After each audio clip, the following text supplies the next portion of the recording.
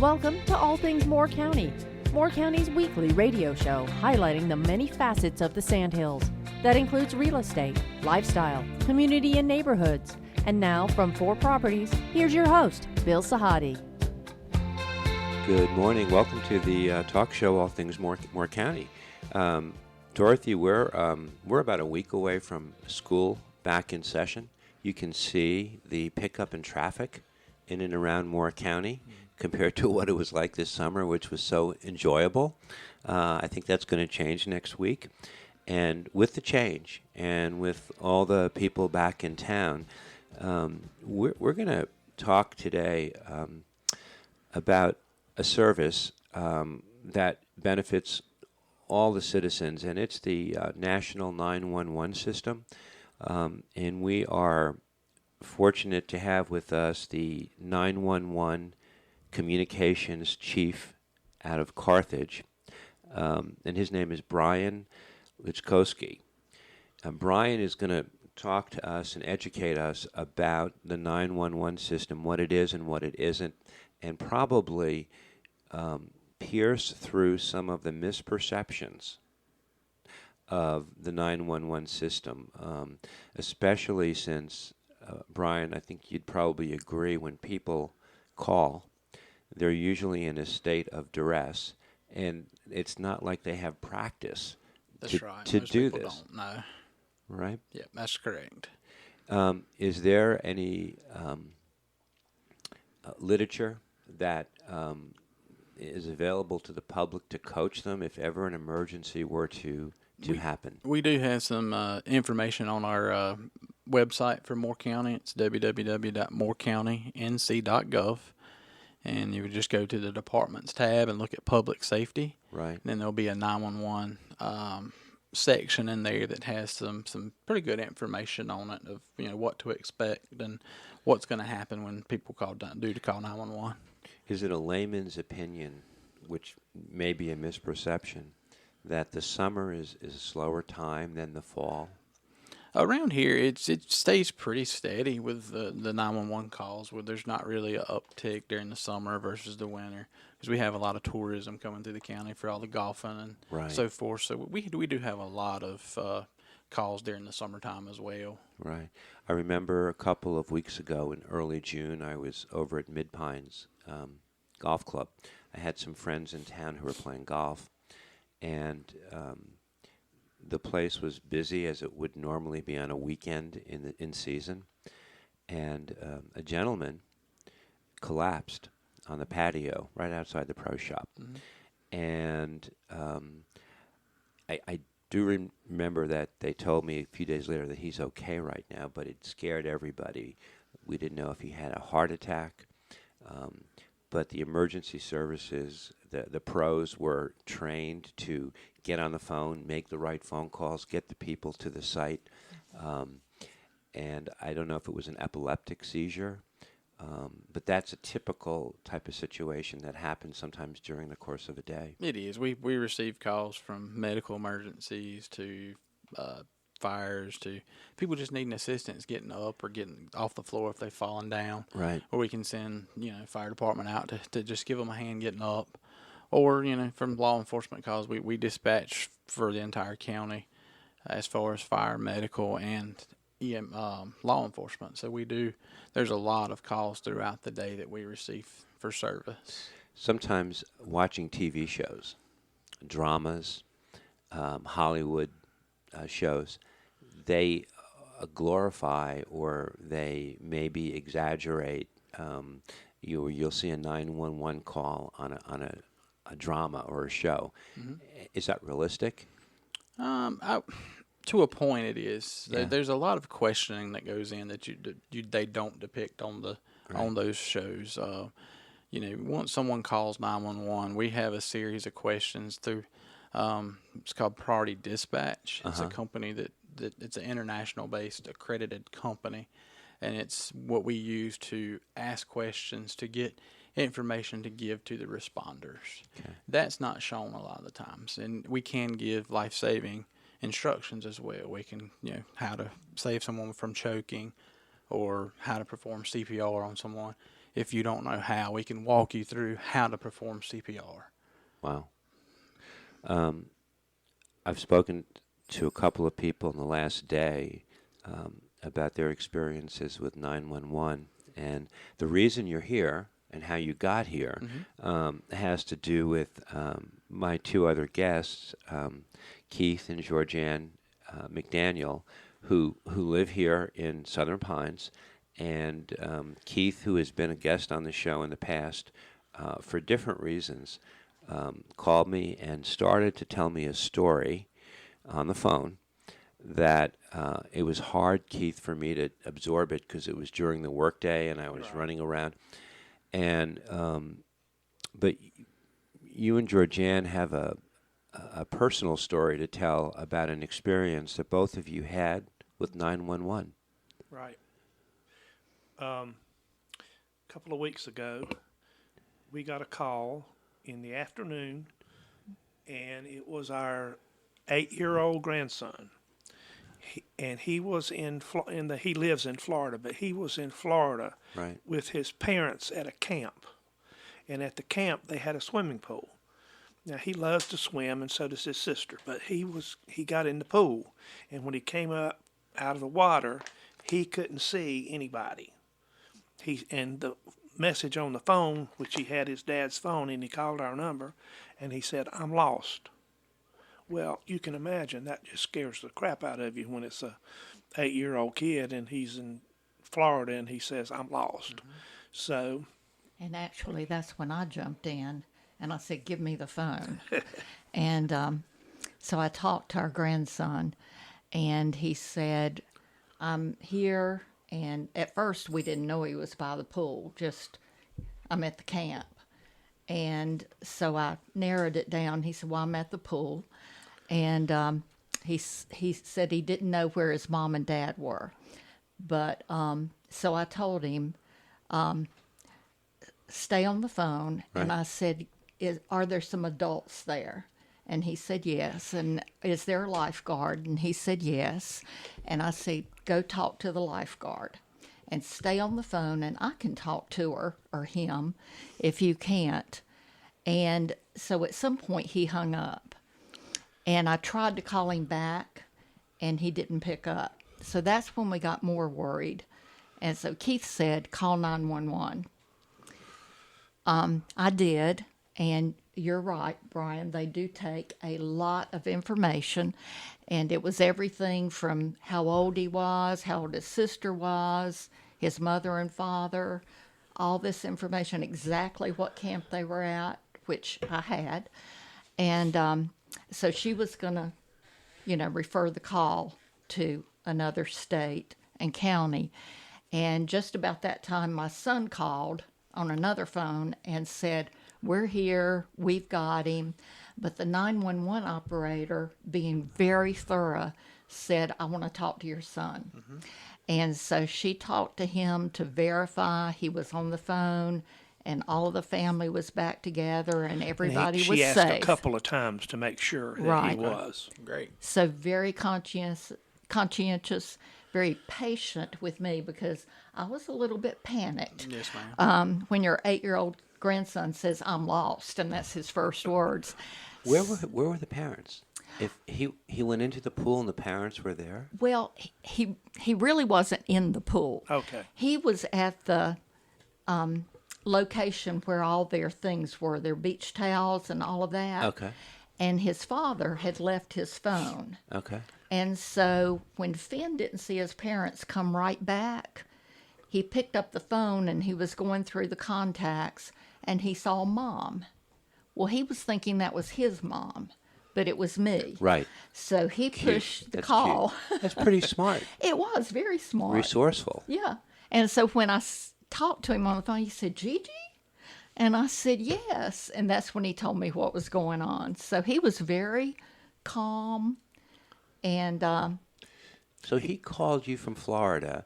You called 911 here to Carthage. Mm-hmm. So how does that connection loop around back to Florida? It's a little difficult, honestly. In the state of North Carolina, we've got a phone system that's statewide, so we can transfer to any 911 center in the state of North Carolina with a touch of a button. It's all computer-based phones. To transfer out of state, if we were to transfer to another agency, Yeah. we have to look their number up in the national database for 911 centers, Right. and then manually transfer that call. We have to physically dial their telephone number and stay online with them, make sure they get connected before we disconnect. And that's what we would do had they not been located so quick. We would have referred them to that law enforcement agency or dispatch center in the location where they were. Okay. So you had a scare which appeared to be real. Correct. Okay, and you react as if it were real. Yes. How would you describe your tone and tenor on the 911 call? Well, I just answered the questions that, Calmly. yes, that the dispatcher was asking me. Yeah. And luckily, I had the exact location of where they were. She took all of that down. And we were at the point on the phone call when she was getting ready to contact the authorities to let them know they needed to respond to this. And that's when my son called and said, "We're here, everything's fine." Interesting. But Finn did everything right. Yes. Exactly right. Yeah, his father said, we have these rules and a plan, and you always stay. If we've got a location where our beach towels or whatever are, that's where you sit Right. until we all get back together. Right. And he did that. And he did speak to the lifeguard. So all that was in motion while I was still on phone with the Did he 911 talk to the dispatcher. 911 person too? I don't know. Brandon did, but I don't think. Our son did, Yeah. but I don't know if Finn did. Okay. You must have a host of calls for so many different reasons. I mean, obviously domestic abuse, crime in the house. I mean, things that are a medical emergency, Yes. as you were saying. But probably a million other things that people wouldn't even associate with 911 calls. We receive calls all the time for as far as just random questions, like my power just went out. What's going on? Really? And we can't honestly tell people because we don't know. So it's like we try to educate them, call your power company and report it that way. Unless there is an emergency. We'll verify, is there an emergency first? And if they don't have an emergency, we'll refer them to their power company to be able to call them. That's a big one that we get, especially during storms and stuff. What happened last January when the power plant was hit? We received probably 300 plus calls in a matter of an hour. Yeah. Saying, hey, everything's dark. What's going on? Yeah. And we had no further information than what the public did. I mean, we were in the dark as well, technically speaking, as far as information wise. Yeah. Well, our 911 center has generator power and so forth. So we had electricity, but as far as information, we had just as much as the public did. We had no clue why the power was out for 3/4 of the county. So we had to, Let's come back in the second set, and I'd like to ask you in the second set to put the public, us, through a coaching session Okay. on how to prompt people to communicate effectively with 911. Okay. This is All Things Moore County. We'll be right back.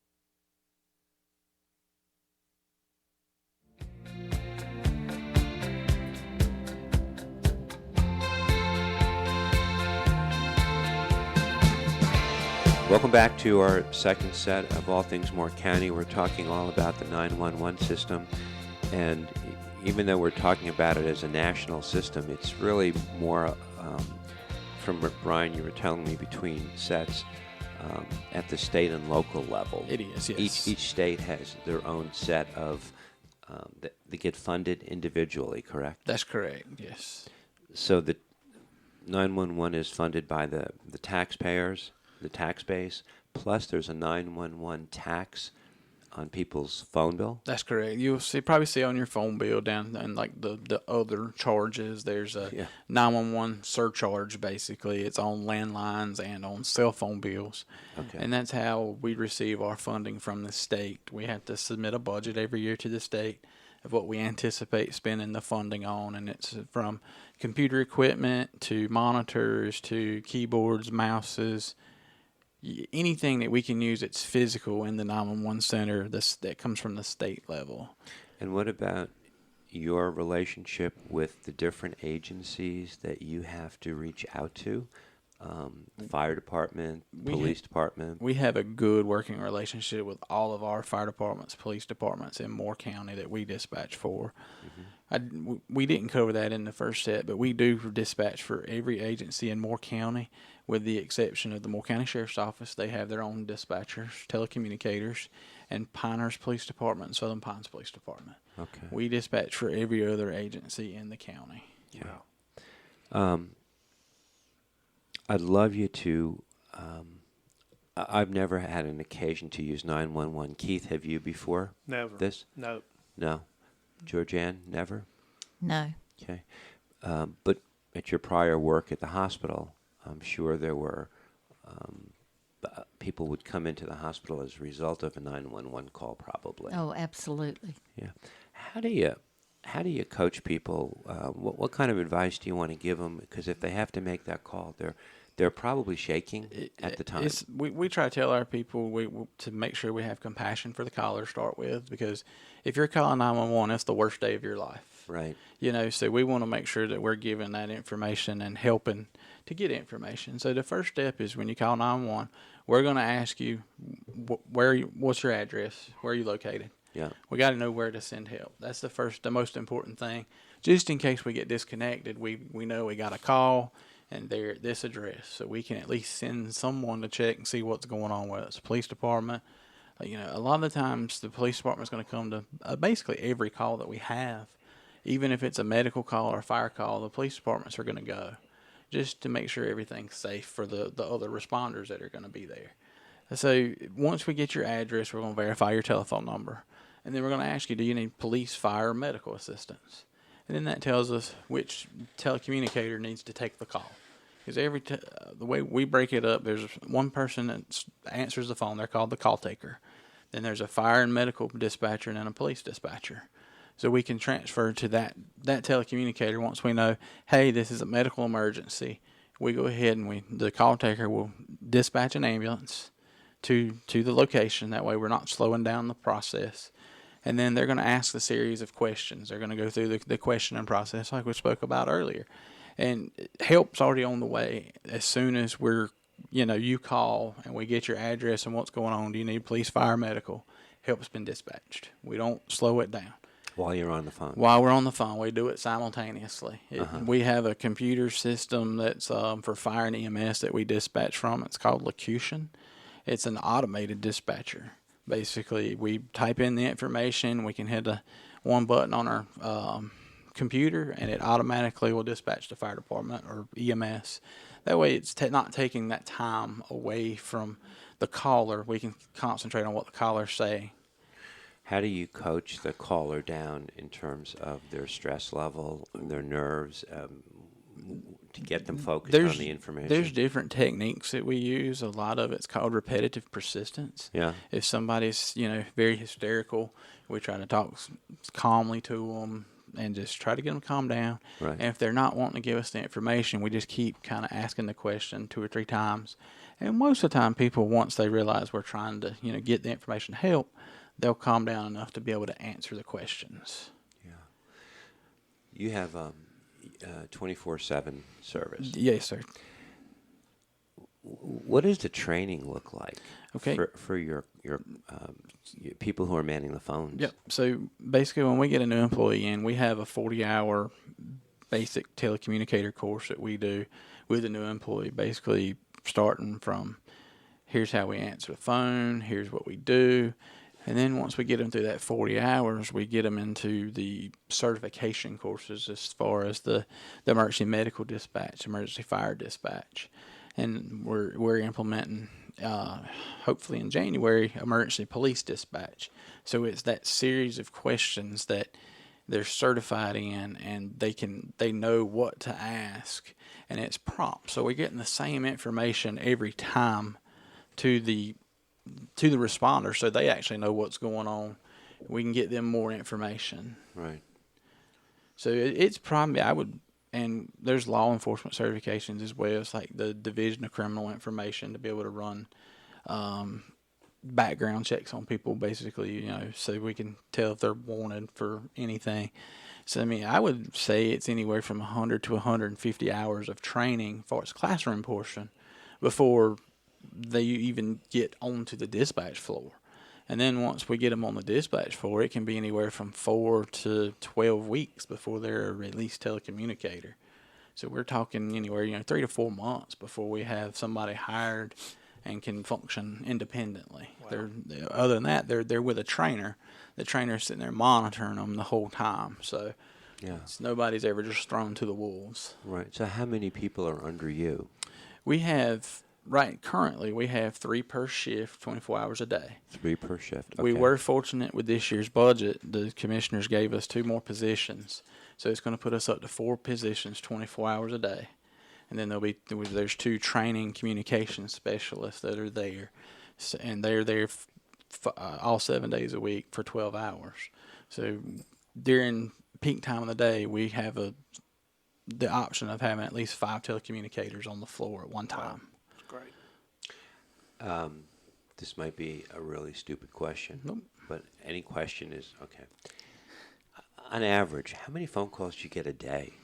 Usually in a 24-hour period, in a 12-hour shift, there's usually around 200 during the day. Jeez. Wow. And anywhere from 100, 150 on nights, just depending on the night, the weather, So 300 to 350 in a 24-hour period? At least, and that's just phone calls. There's calls that are called in on the radio.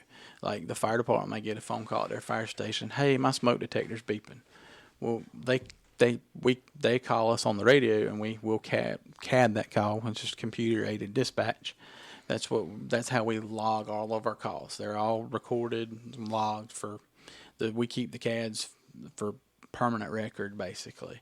So that way they know, and so we can, it's nothing during a 24-hour period to CAD 250, 300 calls. Wow.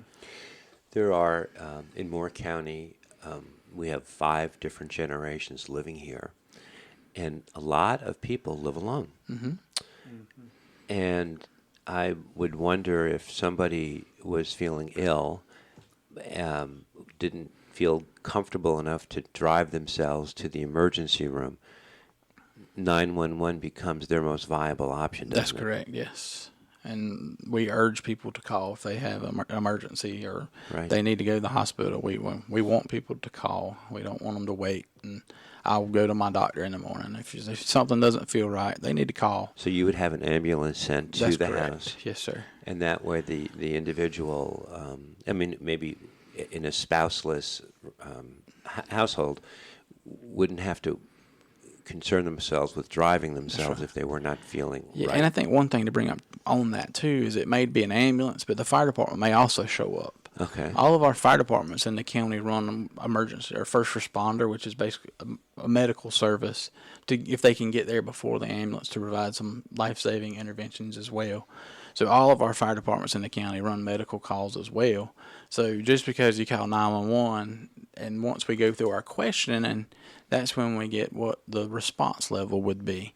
We would, the fire department may show up first, and people will get confused. Well, I didn't call for the fire department. We just wanted an ambulance. But with the question, and that's how we get to that and say, the fire department needs to go to this call. Like if you're having breathing difficulties, we'll get most of the time the fire departments wind up going to that because they can do certain interventions on that. Okay. Keith and Georganne spoke about their 8-year-old grandson. Mm-hmm. He was pretty resourceful. Very much so. He was right. What about the kids that aren't coached properly? If something is wrong with their parent, I mean, the best thing I could urge parents to do is make sure they teach their kids how to call 911, right, and what their address is, where you live at. right. If we can get those two things, what's going on and the address, we can get help there.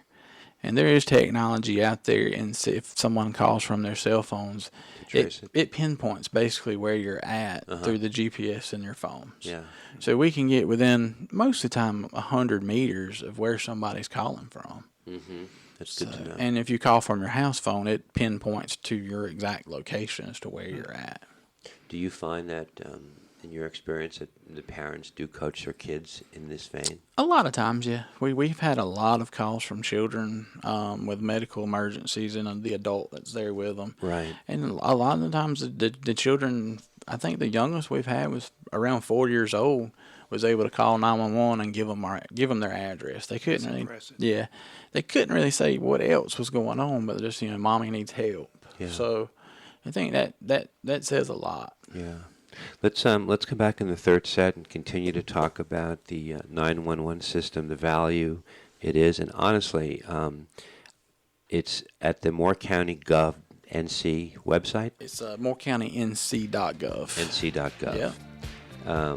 Which is a website that people use for lots of different reasons, and Yes. it's pretty intuitive. It is. And that's where the 911 information is. They will be on there. All right, we'll be right back. Thank you.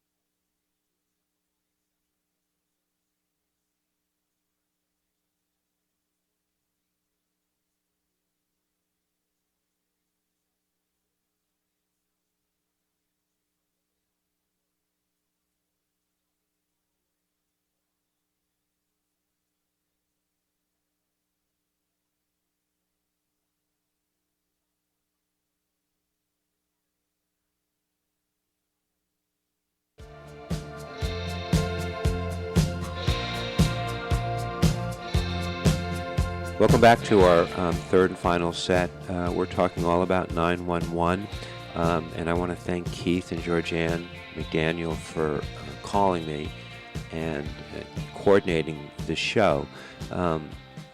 Keith, you referenced a letter to the editor that you had submitted at the pilot. I'd love you to talk about it or read it to give people an idea about what your experience was like. Well, I just felt like it would be very important for people to hear what our experience was, which might encourage them to call 911 when they had a need. And I'll be glad to read it to you if you'd like. The call you dread the most is a call from your 8-year-old grandson saying, "I'm lost." Our grandson was at a campground in Georgia with his parents and younger sister. As it turned out, he wasn't really lost. He just couldn't find his parents at the pool. Thank goodness he had his dad's phone and called us. After my wife talked with him for a while and tried to call his mom's phone without success, I suggested she call 911. That turned out to be a great decision. The 911 operator got detailed information from us while being patient and kind. Just as she was about to notify Georgia authorities, our son called and the entire family was reunited. The 911 operator spoke with our son to verify with him that all was well. Our 911 operators are a wonderful resource, and our experience was outstanding. Another reminder of our quality of resources in Moore County. Our grandson and his family are at Disney this week. Fingers crossed there are no "I'm lost" calls this week. That's a good share. That's a happy ending. Yes, it was. But somebody in the connection was prepared, and that was you, Georganne, to call 911. Had that suggestion not come up, who knows? Right. What could happen? Bryan, we talked a little bit in the second set about coaching people. Do you do any training in the school system? Is it with the teachers? Is there anything that's required? Do the kids learn safety tips and 911 in the school as well? A lot of the times during Fire Prevention Week in October, the fire departments get out into the schools a lot, and they do a lot with, especially the elementary school age, to make sure they know their address, their telephone number, how to call 911. And then, escape plans from the house in case, there is an emergency and fire in the home. Right. They know where to, how to escape. So, there is stuff that gets done in the school systems, yes. We've covered a couple of reasons why people will call 911. We haven't really talked about theft. Homes are broken into. People are woken up. They're in their home. That becomes a very dangerous situation. It does. Timing becomes paramount. Very much so. Yeah. Without an alarm system, without a deterrent, how can the turnaround time be such that the person making the call is safe? The best thing they can do is, if they do hear someone coming into their home, is to get somewhere they can lock the door. Yeah. Whether it's a bedroom, bathroom, get somewhere where you can at least put some locked doors between you and the person trying to get into your home. And call 911. If you can't call 911, we do have the technology to receive text messages. So you can text 911 from a cell phone, and we can respond back. That's good to know. So, yeah, it's a great thing in that instance where, if somebody's breaking in, you don't want to be heard. Right. They can always text 911. A lot of people have alarm systems that have cameras, but you can't benefit from.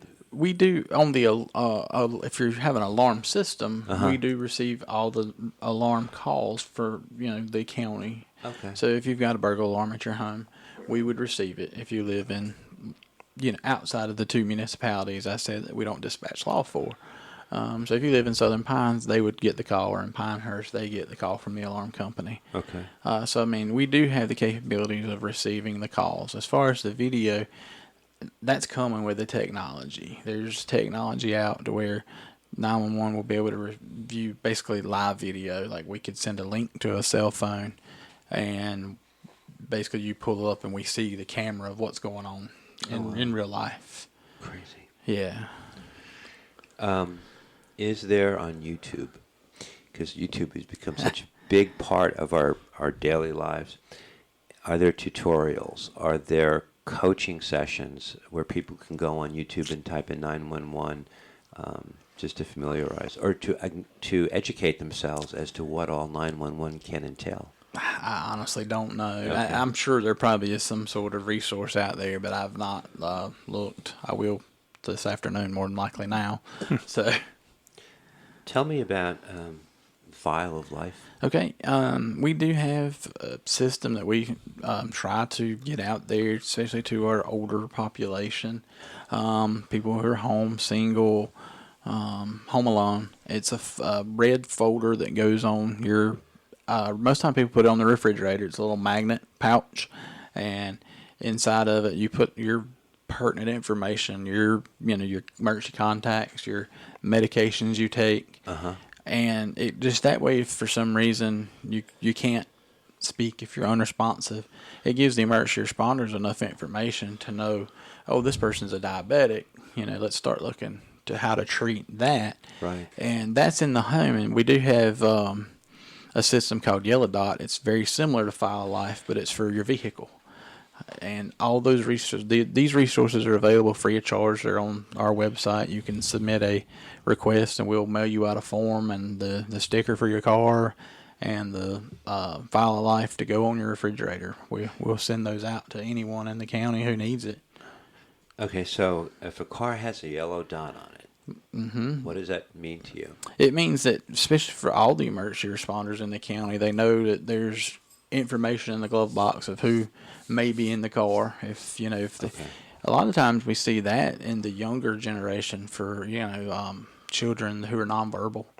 So if they're getting a wreck and their guardian's unresponsive, and they're nonverbal, there's information in the glove box to where say, hey, this child may be nonverbal. We need to figure out another way to communicate. So there's pertinent information that helps the responders. I'm having a couple of aha moments today because some of the things I did not realize. But you're right. If people can't communicate, how can the medical responders know what to do? That just comes through training. A lot, we're all, I say we all the public safety staff is trained in medical, some form or fashion, whether it's emergency medical technician all the way up to the paramedic level. So they know how to come in and assess a patient, even if they are unresponsive, of how, to figure out what's going on, to try to get them the best care and get them to the hospital. What's the youngest age child you've ever had call in that was prepared to give you the information that you needed to help either their parents or grandparents? I want to say he was either 4 or 5 years old. Wow. And we did a recognition for him at the county commissioners meeting one night to recognize him for being able to call. His mother was having seizures, and she was able to get the information to where we at least could get the paramedics to the house so they could provide the intervention for her. You probably have some great success stories. We do. Are you comfortable sharing any of them? That's probably, I'd say, our biggest success was that instance, of having the young child be able to call and give us enough information. Mommy's not, she's laying on the floor, she's shaking. He don't know what a seizure. He didn't know what a seizure was. That mommy's on the floor, she's shaking. Right. He knew his address. And to be that young and know where you're at, that says a lot. But we get a bunch of calls from children. So it's something that we see a lot. Do you have a lot of experience also with drug overdoses and substance abuse? Yeah, that's an increasing problem, I think, across the country. Yeah. I mean, it's happening everywhere, unfortunately. Right. But you have a network of agencies that you automatically are tied into to assist people. Mm-hmm. Okay. Is your Keith, your 8-year-old, is he the oldest? He has a sister? He is the oldest. He has a 6-year-old sister. So there was a coachable lesson, teachable moment for him. Right. And he probably got some pats on the back from his mom and his dad. Oh, for sure. And they're going to be prepared. And as a result, you will be too. Right. Exactly. Going forward. As a couple, do you... are you familiar with the File of Life or the yellow dot system? No. Had not been. Didn't know that. Right. Imagine if something happened or one of you was away, how would it be communicated if you were incapacitated? Well, that's good to know because she has an issue with her. Well, I mean, With my back. with her back, and Yeah. she uses a cane most of the time. And so, if she were to fall and I'm not at home, then Right. I'd need to get her help. It makes me kind of maybe I shouldn't laugh, but those commercials where they either clap and the light goes on and off, or people are wearing the pendant, the first alert. But is that an effective? It is. We get calls from those all the time. Okay. That's good to know. The medical alert type Yep. companies. So I mean, if they, there's a pendant, or some of them are like watches almost that they wear. Right. So I mean, yeah, that helps. I've fallen. I mean, like you said, it's the commercial help. I've fallen and I can't get up. Right. But it's the same situation. If someone falls and they can't get up, Right. they need to have a way to be able to call for help. So Right. those things they have saved a lot of lives as well. Yeah. A lot of what you do goes unheralded. You kind of operate below the radar. Yes, sir, we do. But you also seem to me to be very proud of the job that your agency does. Very much so. I can see that, the pride. How long have you been with the agency? I've been with Moore County since 2003. I started as a resource telecommunicator in 2003. Yeah. And I was at EMT Basics, worked on the ambulance. Came back full time in fall of 2010 as a EMT on the ambulance, and then I moved into the fire marshal side of the house doing fire inspections, fire investigations, and then I took over the 911 role in 2021. Right. So but I've always had some sort of 911 experience since 2003. So people, if they need more information, the first place they should go is moorecountync.gov. Correct. And there's a drop-down menu. It'll be at the top. It should say departments, I believe, and they can just go to public safety. Right. And then on there, on the public safety page, it'll cover EMS, it'll cover Right. 911, fire marshal. It Right. covers it all. We're all under the one umbrella of public safety. So there's a lot of information on there. And like it's the File of Life and Yellow Dot information's on there. It's just a fillable form. You can fill it in online. Good. And once we get it, we'll mail out the folders of what you need. Very helpful information. Really, thank you for joining us on such short notice. Thanks for having us. Keith, thank you for arranging this to make it happen. After having the experience we did, I mean, it was just Yeah. no question. And I just have one phrase I want to mention, which is not related to this necessarily, but it's important to me, and it's called invisible heroes. And I thought about that when I was doing this because those 911 operators, Right. they are invisible, but they are heroes. Thank you so People much. don't know who they are, but they are significant heroes. Thank you. We appreciate it so much. Yeah. And the topic was important enough that, Georganne, you were compelled to come in as well, and your husband didn't think you would. That's correct. I'm so grateful she did. I really appreciate her doing that. Well, I appreciate all three of you coming and raising awareness, because the more awareness we have, that's really half the battle. Anytime. We'll come back anytime. Yeah. Bryan, thank you. Keith, thank you. Georganne, appreciate it. This is All Things Moore County. Have a great week.